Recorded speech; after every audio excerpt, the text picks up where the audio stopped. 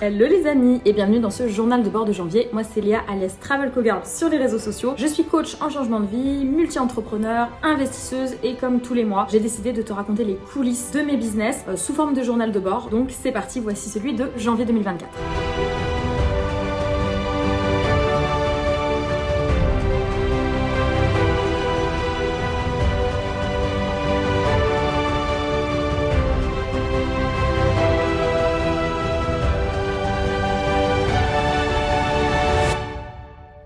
J'ai adoré mon mois de janvier 2024, c'était vraiment trop bien. Là je revenais du Cameroun, donc je suis passée en gros de 30 degrés en Afrique à 1 mètre de neige dans les Alpes puisque je suis allée rejoindre des potes entrepreneurs. En fait j'ai fait une semaine entière avec mes potes qui font différents business mais dans les mêmes types de business en tout cas que moi. Ce qu'on faisait c'est qu'en fait on bossait le matin en mode coworking entre nous, donc tout le monde avançait sur ses business, tout le monde faisait ses petites routines du matin, il y en a qui font le miracle morning etc. Et à partir de 13h on arrêtait tout et là on partait faire du ski, de la luge, du chien de traîneau, on a fait 1 million de choses et le soir on brainstormait à fond en fait sur les business de tout le monde pendant le repas, c'était vraiment super génial. On avait loué un de ces chalets tu sais de rêve, t'as dû peut-être voir passer ça dans mes stories Instagram, mais c'est le genre de chalet que je visualise depuis longtemps avec des grandes baies vitrées immenses qui donnent sur les sapins, la montagne, t'avais la neige qui tombe, le sapin de Noël qui brille, franchement c'est incroyable. C'est vraiment incroyable, j'ai des frissons rien que d'en parler. Donc on a vraiment fait une immersion entre nous et le soir en fait on rentrait vraiment en mode ok, chacun prend sa douche, on se pose, on fait tous à manger et puis on se pose sur cette grande table en bois qu'il y avait dans le chalet. Je sais pas pourquoi je fais une fixette sur les tables en bois, j'ai vraiment envie d'avoir une grande table en bois dans mon ranch en fait.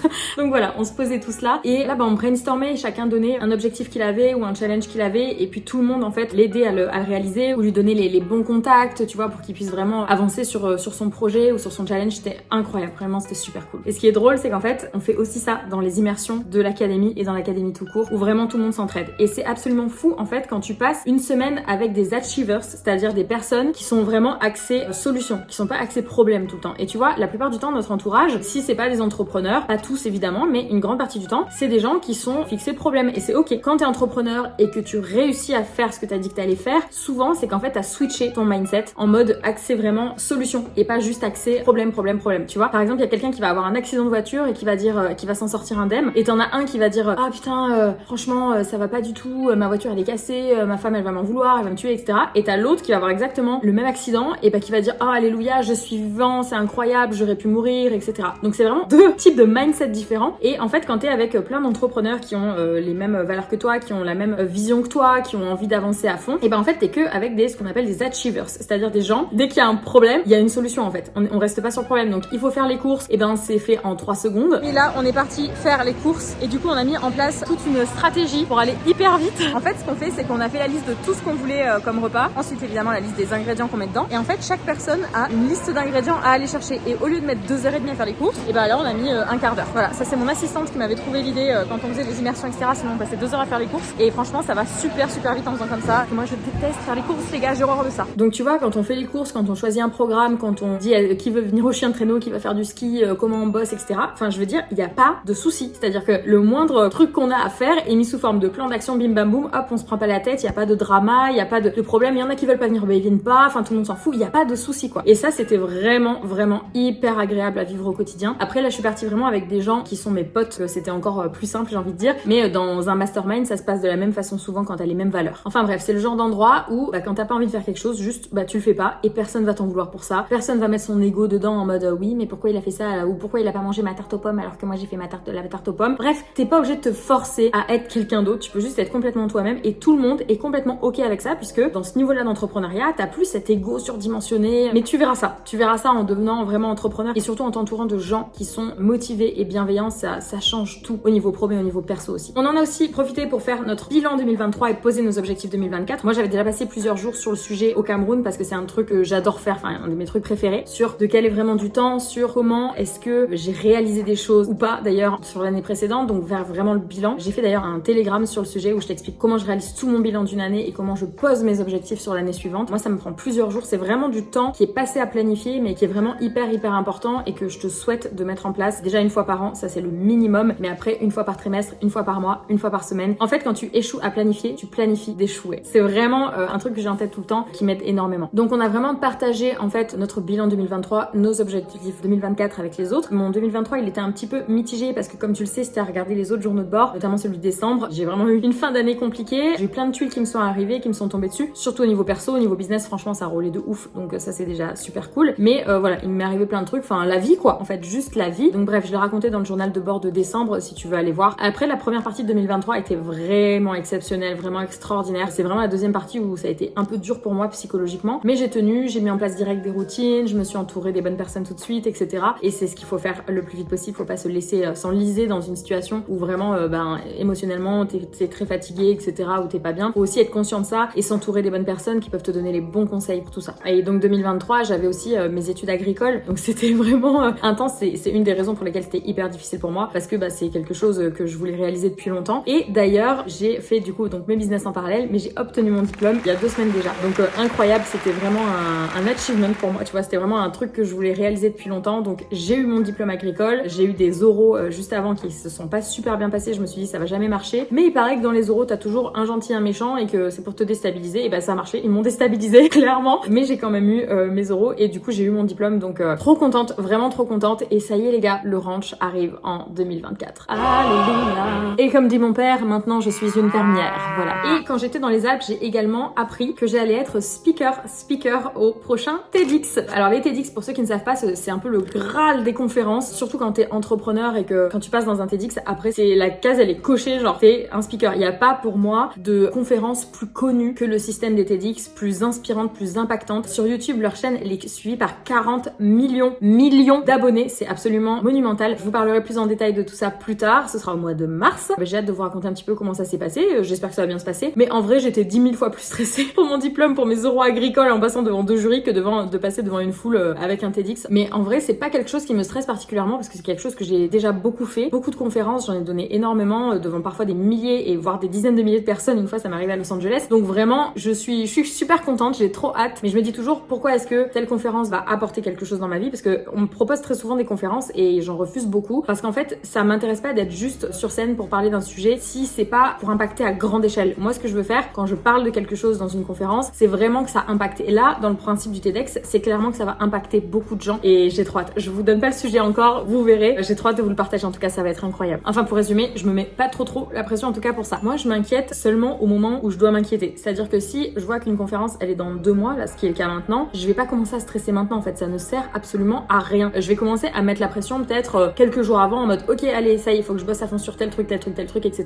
Après, je me connais par cœur, je sais que si je prépare un truc trop longtemps à l'avance, j'aurais changé d'avis 50 fois avant de le faire. Donc du coup, je vais vraiment le faire à ma façon, c'est-à-dire entre guillemets en dernière minute, me préparer en dernière minute, monter en pression en dernière minute, parce que c'est de cette façon-là que je fonctionne. Moi, si je prépare les choses 10 000 ans à l'avance, en fait, je suis moins inspirée puisque entre le moment où je le fais et le moment où je passe, si par exemple il y a 6 mois qui se passent, j'ai changé, j'ai d'autres trucs à dire, j'ai une façon peut-être plus impactante de le dire, etc. Donc en fait, voilà, ça ne sert à rien de stresser à l'avance et je t'invite à réfléchir aussi à ça au quotidien. Pourquoi tu stresses genre 3 ou 4 mois ou 1 an avant qu'un truc se passe? Ça ne sert absolument à rien, ça te dessert, sauf si ça te permet de te bouger les fesses, mais si ça te pourrit la vie, clairement, poser les bonnes questions là-dessus. En fait, je dissout pas mon énergie à imaginer le stress du futur. De toute façon, il arrivera ce qu'il arrivera et il faudra se préparer à l'affronter. Là, je viens de faire une ref, j'espère que t'as la ref, dis-le moi en commentaire si t'as la ref. Ensuite, j'ai fait un méga démarrage avec toute ma nouvelle équipe au complet, l'équipe de Travel Cover de l'académie. Donc si t'as déjà vu les journaux de bord précédents, tu sais que du coup, j'ai recruté 5 nouvelles personnes au mois de décembre, début décembre, donc il y a 5 personnes de plus dans l'équipe, mais ensuite, du coup, il y avait les fêtes. Moi, j'étais hyper focus sur mon diplôme agricole et on a réellement pu commencer à fonctionner normalement début janvier avec toute l'équipe au complet. Et quel bonheur! Mais vraiment, quel bonheur! C'est fou parce qu'en fait, je travaille avec les mêmes personnes depuis 3 ans maintenant et on rajoute du monde au fur et à mesure comme ça. Et moi, je suis sidérée de voir à quel point ça se passe bien, à quel point j'ai de la chance de bosser avec des gens qui sont connectés à la même mission que moi, qui est d'impacter le monde à grande échelle, qui est d'impacter vraiment de façon bienveillante, de façon motivée, avec zéro bullshit. On se parle en toute transparence et ça, c'est vraiment trop bien. Et en 2023, comme je te l'ai dit, j'étais un petit peu en chaos technique en fin d'année au niveau perso et donc ça se répercutait sur le niveau pro. Il me fallait vraiment en fait quelqu'un dans l'équipe qui manage tout ce que moi je pouvais pas faire ou que je ne voulais plus faire, c'est-à-dire qu'ils prennent le relais sur le suivi des deadlines. En gros, je donne une idée et il y a le suivi derrière. Toute la micro-gestion de l'équipe, en vrai, il n'y a pas vraiment besoin de moi sur ces tâches-là. Et donc en fait, j'ai pris une OBR OBM, Online Business Manager, qui en gros prend ma vision, mais en gros elle prend ma vision, elle le transforme vraiment, enfin moi j'ai déjà avancé sur le plan d'action, mais elle le transforme en sous-plan et sous-plan et sous-sous-sous-plan d'action. Elle le transforme de manière concrète pour que toute l'équipe avance sur les bonnes tâches, au bon moment, de la bonne façon, etc. Donc elle va vraiment redistribuer, si tu veux, toute ma vision, tout ce plan d'action là, sous forme de tâches concrètes à l'équipe en faisant le suivi. Et il me fallait aussi plus de vidéastes et plus de monteurs vidéo, parce qu'en fait ça match clairement avec mes objectifs en 2024 qui sont de faire beaucoup plus de contenu, notamment sur YouTube, plus pro et surtout plus en masse en fait. Je me sentais bridée en fait là en 2023, je sentais que je pouvais pas envoyer du contenu vraiment en masse, etc. Et là, en recrutant plus dans l'équipe, en fait ça me donne une vraie liberté, ça me donne un vrai souffle où je suis en mode waouh mais trop bien, je peux enfin faire plein de vidéos YouTube, ce que je veux faire depuis très longtemps. Donc maintenant voilà, c'est ce qu'on fait. Et quand je crée une vidéo YouTube, enfin certains types de vidéos YouTube sont ensuite découpés dans les moments vraiment forts pour les réels Instagram, pour les TikTok, pour les shorts YouTube, etc. en automatique par l'équipe. Et ça c'est un truc que je voulais mettre en place depuis vraiment très longtemps. En 2024 aussi, je rêvais de pouvoir enfin lancer des webinaires. Ça c'est pareil, c'est un truc où toute la partie technique me gonfle tellement que je l'ai jamais mis en place. Du coup j'ai recruté un de mes potes qui fait toute la partie technique justement pour des webinaires. Et je voulais vraiment en fait mettre en place des ateliers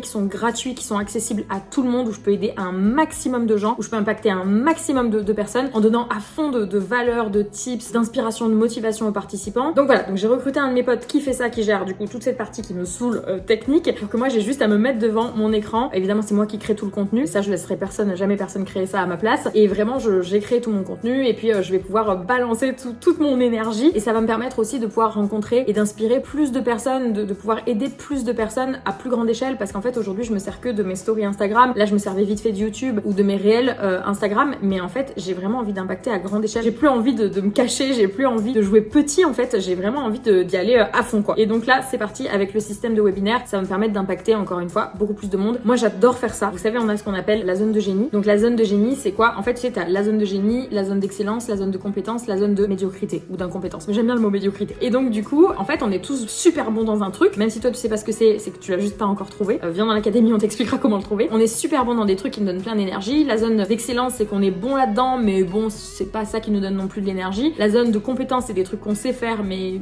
voilà, qui nous donnent pas d'énergie non plus. Et la zone d'incompétence ou de médiocrité c'est les trucs qu'on déteste faire, qui nous pompent toute notre énergie, etc. Donc ça peut être plein de choses différentes. Et moi ma zone de génie c'est vraiment de coacher, de donner toute ma vibe. C'est vraiment là que je trouve ma zone de génie, c'est vraiment là que je kiffe. Déjà je pense que, enfin voilà, c'est le truc dans lequel je suis plutôt douée. Mais par contre un autre truc hyper important à prendre en compte, c'est que moi ça me donne de l'énergie. C'est-à-dire qu'en fait il y a des gens qui vont faire des webinaires ou faire des stories Instagram par exemple, et qui vont être vidés après. Et c'est complètement ok, c'est juste que les zones de génie, les zones de médiocrité sont juste pas les mêmes. Alors que moi ça me donne de l'énergie. Plus je fais des vidéos, plus je monte en énergie, plus je fais des lives et tout ça, plus je monte en énergie, plus j'aide des gens et plus ça me fait kiffer en fait. Donc ça j'ai vraiment envie de le mettre à grande échelle. Et donc on a le premier atelier en live qui aura lieu le 8 février. Alors je pense que quand tu verras cette vidéo il aura déjà eu lieu, je crois, dans le planning. Mais on va avoir le premier atelier à ce moment-là. Et dans cet atelier en fait je vais vraiment aider les participants de manière complètement gratuite à comprendre comment on monte un business en fait en partant complètement de zéro. Et je suis, comme tu peux le voir, surexcitée, vraiment surexcitée, parce que c'est un truc que je n'ai jamais fait avant. Et en tout cas je l'ai jamais fait avec énormément de gens qui sont juste des abonnés, qui sont pas forcément des élèves encore. Bref, je suis surexcitée de la vie. Donc je vais leur montrer comment monter un business qui te fait kiffer, même quand tu pars de zéro, même quand t'as pas d'idée de business, etc.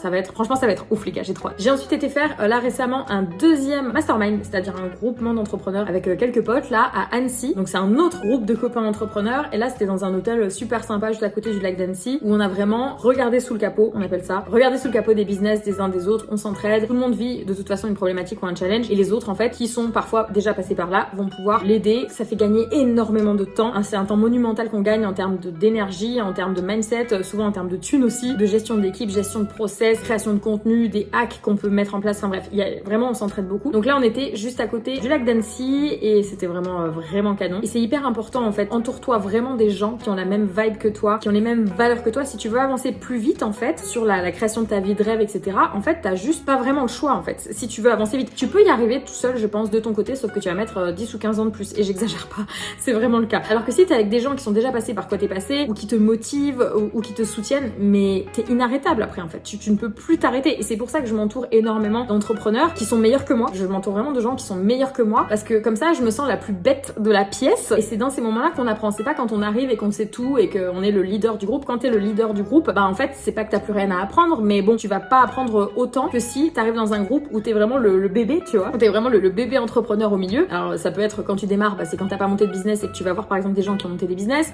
Moi dans mon cas c'est plutôt des multimillionnaires parce que moi j'ai déjà monté des business qui fonctionnent bien et donc du coup je vais plutôt aller avec ces gens-là pour comprendre leur façon de voir les choses. Après il n'y a pas que la partie argent qui compte, même si là je t'ai parlé de ça, mais c'est vraiment aussi la partie valeur, tu vois, parce que moi j'ai pas envie d'aller dans des groupes d'entrepreneurs où c'est des mecs qui font des millions mais qui bossent 14 heures par jour, qui ont pas de vie, qui sont pas heureux, qui font jamais rien d'autre et que leur seule passion c'est leur business. Moi je vais pas dans des groupes comme ça, je vais dans des groupes d'entrepreneurs où vraiment ils kiffent à côté, ils ont une vie à côté, ils ont d'autres centres d'intérêt que juste le business. Voilà, donc il faut quand même que tu trouves des gens qui ont les mêmes valeurs que toi, c'est vraiment pas à négliger, c'est vraiment un pilier important. Et dans l'académie, c'est pour ça aussi que je prends que des gens qui sont motivés et bienveillants, parce que déjà quand t'as ces deux valeurs là, je t'assure que les masterminds c'est pas les mêmes, hein. Ensuite j'ai fait un team building là fin janvier avec une partie de mon équipe, il y avait à peu près la moitié, parce qu'il y en a qui vivent à l'étranger, il y en a qui pouvaient pas venir, il y en a qui étaient malades, etc. Donc on n'a pas pu se retrouver tous comme on voulait, mais c'est pas grave, on l'a fait quand même. Et donc en fait ce qu'on a fait, c'est que l'équipe, je les ai emmenés le premier jour en mode on travaille pas du tout, en mode spa, super resto, massage, bref on a vraiment kiffé, c'était trop bien. Et ensuite j'avais loué une grosse villa à côté de Montpellier pour voilà qu'on se pose et puis qu'on puisse brainstormer, donc on s'est vraiment marré, franchement c'était super cool, j'ai vraiment adoré. Il y en avait qui s'étaient jamais rencontrés en 2 minutes, c'était ça y est, c'était les meilleurs amis du monde et franchement c'était incroyable. Tout ça parce que je choisis des gens dans l'équipe qui ont les mêmes valeurs que moi, donc forcément ça match en fait. Même si c'est des gens qui ont pas les mêmes niveaux de business, même si c'est des gens qui ont pas les mêmes centres d'intérêt, on s'en fout. Tant qu'il y a des valeurs qui sont communes, en fait, ça aide énormément. Voilà, j'ai fait un vlog sur le sujet, tu verras, il sortira, où là j'ai laissé les abonnés en fait poser toutes les questions qu'ils voulaient et c'était franchement très drôle sur le fonctionnement de l'équipe avec moi, sur le fonctionnement de moi avec l'équipe et sur le fonctionnement de l'équipe entre eux, entre elles et entre eux, parce que j'ai à peu près moitié garçon, moitié fille. C'est vraiment top. Donc on a pas mal brainstormé aussi sur les futures idées qu'on a pour 2024 qui sont incroyables et qui parfois ne viennent même pas de moi. Enfin, ça vient aussi des gens de l'équipe. Moi, j'adore avoir leur avis parce que ça me permet vraiment d'être objectif sur la situation et pas d'être simplement moi le nez dans mon truc, on va faire mes idées, etc. J'aime vraiment beaucoup qu'on brainstorm dessus, ça me donne plein d'idées, plein d'ouverture d'esprit et tout le monde voit ça avec son prisme.